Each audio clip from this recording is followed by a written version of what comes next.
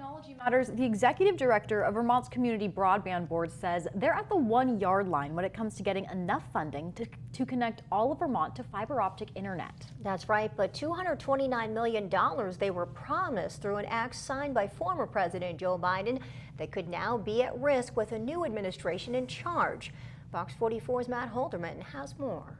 We're pretty excited about where we are because we're essentially ahead of schedule and under budget. Christine Hallquist is the executive director of the Vermont Community Broadband Board and says in just the last 3 years, they've helped increase the amount of Vermont that has fiber optic internet access from 25% to 60%. As that number grows, they have enough funding to get all but 18,000 Vermonters connected, which means 95% of the state could have access in just a few years. The private companies have got to the areas that were economically feasible to get to. But for example, there's a pocket in Colchester, there's a couple of pockets in Burlington. But the board and its partners can only get to 95% if the current funding they have stays in place, and $229 million of it is at risk of being taken away. Hallquist says that money comes from the bipartisan infrastructure law signed by Joe Biden in 2021, but new Commerce Secretary Howard Lutnick argued it could be better used for Elon Musk's Starlink instead of fiber optic internet. He basically came in and said, oh, we can do all this with Starlink.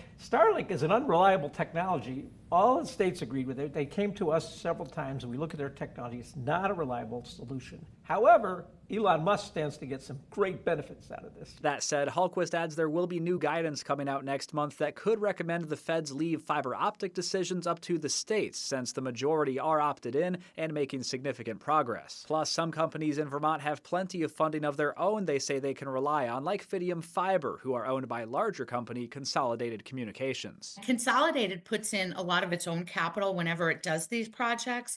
The federal funding really just supplements Consolidated's capital to really get to that last house. Regardless of what happens there, Consolidated will continue to build out. Many Vermonters will see broadband that way. Matt Holderman, Fox 44 News.